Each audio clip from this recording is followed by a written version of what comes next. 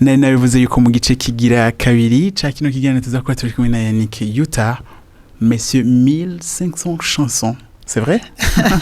1006. Magabo nta kibazo 1500 naho nyene pas mal. Nivyo? Pourquoi 1006? Kubera Dawidi, no, kubera Salomo yanditse indirimbo 1500. Kandi ari umwami. Nje gituma naye navuze ati nezogira ihangiro ryo kwandika indirimbo 1600 kubera ko ntibyumvikana kungene yoba ahambaye ari umukuru aganza amasi afise ubwenge bwinshi akanumanya kwandika indirimbo 1500. Kubera bafise ibintu byinshi. Ibintu byinshi mufatiri. Ufate ntibyumvikana. Ko yaranditse indirimbo 1500 n'imigani 3000. Vraiment ntibyumvikana. Yaratawe Imana icarico. Ngira ngo mwavyumvise ko ni Yannick Yuta n'umwanditsi w'indirimbo zitandukanye harimo n'indirimbo Inanga, Uri Intwari n'izindi nyinshi cyane. Niwe tugiye kumarana kano kanya tuganire ku bikorwa vyo bishasha hamwe n'imigambi ariko arategura. Hanyuma mu kudufasha guhimbaza neza iyi minsi mikuru watuzana indirimbo nshasha yitwa Inanga. Mbega igira kangahe kwanza kuri izo ndirimbo 2006? Indirimbo Inanga iri muri album ya kabiri. Hama indirimbo zihari zimaze gusohoka kameme nizari nkeyi. Kwa naho twashaka twosohora ku munsi numva dosohoye ku munsi imisi 1600 numva twatizikije. Ariko sika tuzobigenza tuzogenda ku rutonde zisigaye ngira ngo bandi bazoliziririmba kandi turacahari cyane. So rero nabazaniye indirimbo Inanga. Indirimbo Inanga msanzwe isa na suite ya Aranzigama kubera ko igihe Imana tuzigamye tujabukije bisigura iki ufite umunsi Farao akurikira Abisirayeli. Yarabakurikiye bageze ku kiyaga gitukura bamwe Farao yabona opportunité ku kiyaga kwabafashe. Hama Abisirayeli babona ikiyaga nk'inzitizi. Mugabo Imana nayo ntiyabibona gutyo. Nta numwe yabona kumwe kindi. Ikiyaga yakibona nk'inzira. Pour dire que igihe banzobigaruka ko ndibaza ndiko ndasohoye indirimbo nanditse yitwa Ni Wewe irabivuga neza. Mugabo bageze hakurya baheje guca muri ca kiyaga baciye batangura guhimbaza Imana. Imana yarabazigamye bagirira neza baca bafata inanga barahimbaza Miriam bafata amakembe barahimbaza Imana. That's why natwe twasohoye indirimbo yitwa Inanga. Mugabo nibaza ko neza twaje kuvuza inanga twisunze Yesu Kristo.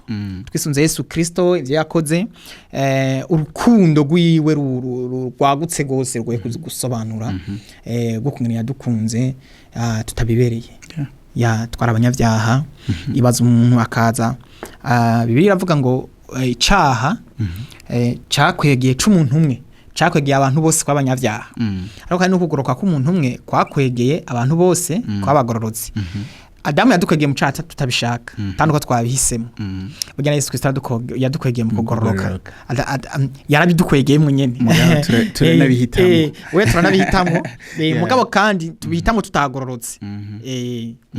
Ntituba twakoze ibigaragaza ko twagororotse. Mugabo kubera amaraso yiwe umwizeye ucika umugororotse. Urumva ntibimacingana. Iyo ndirimbo rivuga gutyo nasanze umbivuga ngo nasanze umengo ntibibereye. Kwari je ivyo bintu bikorera cyo gituma Imana cyo vuga ati ko bimeze gutyo rero kanivugiriza inanga. Tubwire indirimbo wayanditse ryari wayanditse mu circonstances aya. Indirimbo Inanga nibaza ko nayanditse nyuma gato yaranzigama ariko ni haheze igihe kirekire. Mugabo ni nariko niga ku musaraba cyane ku rukundo rw'Imana kungene vraiment Imana yaturungikiye inyishu ku isi. Mugabo biciye umwana wa Yesu Kristo. Urya rukundo Imana yatugiriye nigoroshe. Nigoroshe. Ariko ndagwiga ndiko ndiga ku Mana gose. Canumva nyimba ikinduko no munsi atarohara ndabifisemo. Ariko bera ubuntu bw'Imana. Kanitorera inanga nimvugirize. Amen. Watugiye ku indirimbo isanzwe iri ku rukurikirane rwawe rugira kabiri. Mbega urukurikirane rwawe gwitwa gute? Ni indirimbo zimaze gusohoka kuri go. Umva hamaze gusohoka zoba ruri kwindirimbo zingana gute? Hamaze gusohoka Aranzigama, Abamarayika n'Inanga. Haro n'izindi zine zaheze gukorerwa byose. Mugasi ndatora nyimbi zo kwitwa Aranzigama, nyimbi zo kwitwa Inanga, nyimbi zo kwitwa Ni Wewe. I don't know. Mugabo gusa nibaza ko ni hafi na hafi Inanga na Aranzigama peut-être. birashoboka ego yeah. Ni album izohera kusohoka ryari? Nibaza ko 2025 nzoyimarira ni naba ntarayimarira neza naho ntaco ariko nibaza ko deja urumva haramaze kuboneka mu indirimbo indwi zayo ziri disponible ubunye tuko turavugana kuko inyuma harasigaye izindi zine twakoreye muri Codiciel hama muri ni evenement duheruka gutunganya kandi dutunganya twamaze kugira officiel ku mwaka Imana itugira ubwo buntu ya hama nibaza ko rero turashobora kongeramo izindi uyu mwaka utanguye nyene mu 2025 ya uvuze Codiciel igihe igitaramo cawe kiba hari n'andi makuru twaronse yuko uri mu migambi yo gukora studio yawe tubwire kuri iyo nkuru.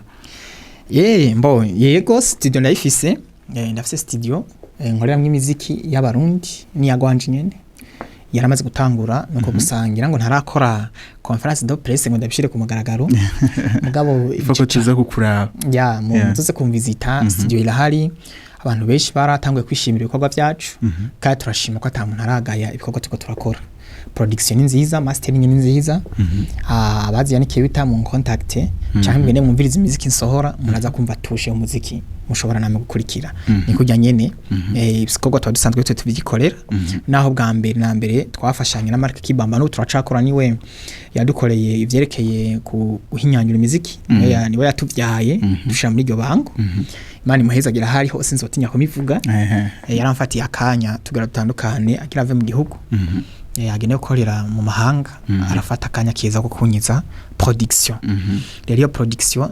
narabikoreye ko neza bimeze neza indirimbo zoba zimaze guca mu maboko yawe zobari nkizi harimo izi nshasha zishasha ndiko ndasohora harimo n'inanga nyene harimo mu ruhara runini ya cyane gose ariko twarakoranye kubera ko n'ubundi dusanzwe dukorana mugabo hari izindi nyinshi hariho nk'iyitwa yasohotse no munsi yayiswe gute waraturinze muri rindi twa Floribert asinga muri Anglicane hariho Divine Light twa turakorana mu projet n'ama collab ariko arakorana n'abandi hariho n'abandi benshi si byamaze kugwira programme zamaze kugwira gose studio mugabo nibaza ko kubera ko nta demo ziheze tutanguye gukora neza ariko hani turabishira ku mugaragara abantu barabimenye baraza muga tugomba kulansa avec des vidéos iki n'indirimbo twashize imbere nkuru zishobora gutuma abantu bashobora kwitura studio yacu yego yitwa gute studio rero ashobora kuba yitwa Codiciel canke yitwa Yuta Studio ni kimwe n'ivyo bibiri byose bivuga muri conference de presse ni kuba kandi abadukurikirana bazobimenya ya cyane gose Yuta turangiza abwira akajambo woshikiriza bariko baradukurikirana.